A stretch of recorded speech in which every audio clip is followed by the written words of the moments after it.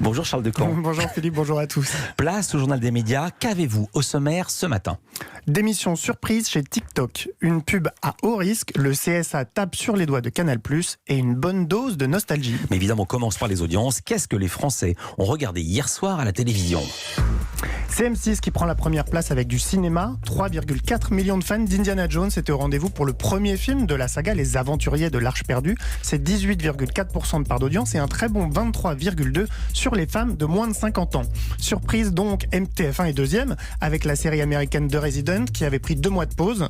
En moyenne, les 2 épisodes ont été suivis par 3 millions de téléspectateurs. C'est 16% du public. La une est leader sur les femmes de moins de 50 ans à 26,8%. Mais il faut quand même noter que par rapport à la dernière diffusion, donc en juin, la série a perdu 900 000 téléspectateurs et 2,7% points de part d'audience. Enfin, c'est France 3 qui ferme la marche avec son magazine Déraciner des ailes en rediffusion. Un petit voyage en Aveyron qui a attiré 1,8 million de téléspectateurs, soit 9,8% du public. Troisième en rediff, c'est pas mal. Culture Média. Et on commence ce journal des médias avec la démission du patron de TikTok, le réseau social chinois qui est devenu un géant mondial. Oui, il s'appelle Kevin Mayer, il est PDG du réseau social depuis le mois de mai. Et alors mai, il démissionne déjà, comment ça se fait? Il aura tenu 3 mois, en même temps on peut comprendre qu'il ne soit pas totalement épanoui. Kevin Mayer, c'est un ancien cadre haut placé de Disney qui a accepté le poste au printemps alors que TikTok battait des records. Alors que TikTok battait des records.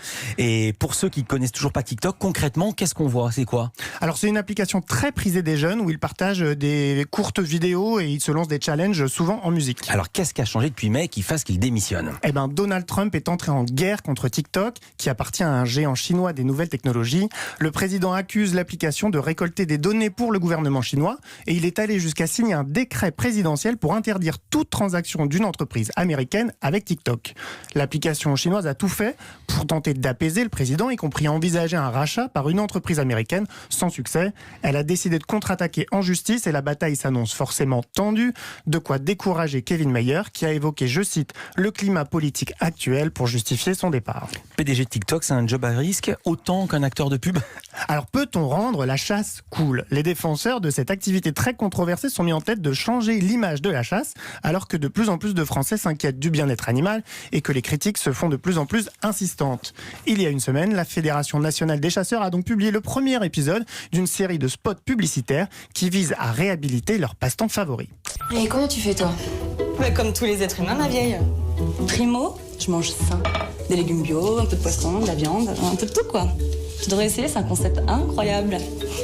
Secondo, tous les week-ends, je vais à la chasse. Toi tu vas à la chasse? Tu peux marcher? Bah non. Avec ton petit haut fleuri là? Non, pas avec ça, mais... Et pourquoi pas vous? Avec la chasse, retrouvez votre vraie nature. Alors, il est comment mon chevreuil au quinoa? Au total, 8 épisodes ont été mis en ligne et certains dépassent déjà les 200 000 vues. Hier, BFM TV a consacré une enquête à cette campagne inattendue. Mais le plus intéressant dans ce papier, ce sont les précautions prises pour protéger les comédiens. C'est-à-dire protéger des comédiens qui ont joué dans des pubs? Et oui, comme la chasse est un sujet sensible et que les comédiens ne sont pas à proprement parler des porte-paroles de la chasse, la fédération a pris des précautions étonnantes. Toutes les personnes impliquées dans cette aventure ont signé un contrat de confidentialité. Il les empêche de donner l'identité des acteurs et actrices, mais aussi des scénaristes qui ont pondu ces scénettes dont on n'a pas fini d'entendre parler. Une bonne nouvelle pour le cinéma français, une moins bonne pour Canal+. Le groupe va devoir investir 40 millions d'euros supplémentaires pour soutenir la filière, révèle ce matin Le Figaro. Comment ça se fait? Chaque année, Canal+ doit investir 12,5% de son chiffre d'affaires pour financer des films français. C'est une obligation. Mais le CSA, Conseil supérieur de l'audiovisuel, a remarqué que cet investissement avait baissé plus vite que le chiffre d'affaires du groupe ces 5 dernières années. Le gendarme de l'audiovisuel estime que Canal+ a modifié son système de calcul et lui a donc demandé des comptes. Canal+ a rétorqué que certaines de ses activités ne devaient pas être prises en compte dans le calcul de son chiffre d'affaires, mais le CSA n'a rien voulu entendre.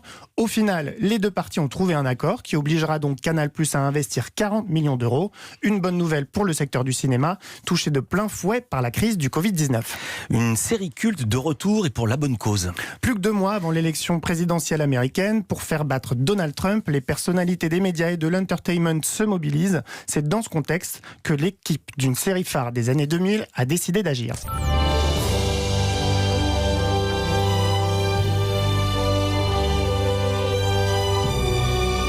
Ce générique, c'est celui de À la Maison Blanche, série diffusée de 99 à 2006 aux États-Unis, qu'on avait pu voir chez nous sur France 2 ou sur France 4. Comme son nom l'indique, il s'agissait d'une série politique dans laquelle l'acteur Martin Sheen incarnait le président des États-Unis. Toute la troupe de comédiens a décidé de se retrouver pour un événement très original, une représentation au théâtre d'un épisode marquant de la 3e saison. Elle sera évidemment captée pour une diffusion sur la plateforme de streaming HBO Max.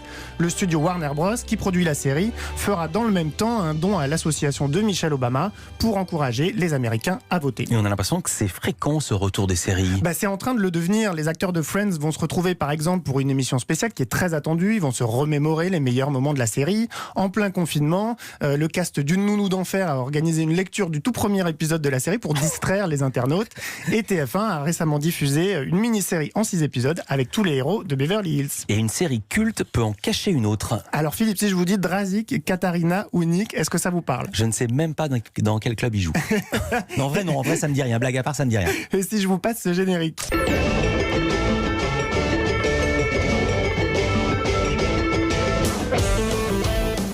C'est Heartlet Cœur à vif, une série culte pour les adolescents qui ont grandi dans les années 90. Ouais. Ça passait sur France 2 entre 95 et 99. C'est une série australienne qui suivait les aventures de lycéens et qui était bien loin du côté un peu aseptisé de sa rivale de TF1, Beverly Hills. Ouais, à l'époque, moi j'étais dans Nulle part ailleurs. Et les acteurs se retrouvent également pour un épisode spécial. Ça, Alors vous allez non, nous dire. Non. Ah non, pas cette fois. Mais pour ceux comme vous qui ne connaissent pas la série, mais bien sûr surtout pour les nostalgiques, MyTF1 a annoncé hier que l'intégralité de la série serait mise en ligne et disponible gratuitement dès le 4 septembre prochain. Ça fait quand même 210 épisodes. Oh non, de quoi s'occuper si on est reconfiné. Merci beaucoup Charles Descamps. Je sais ce que vous allez faire ce week-end. Merci, à demain.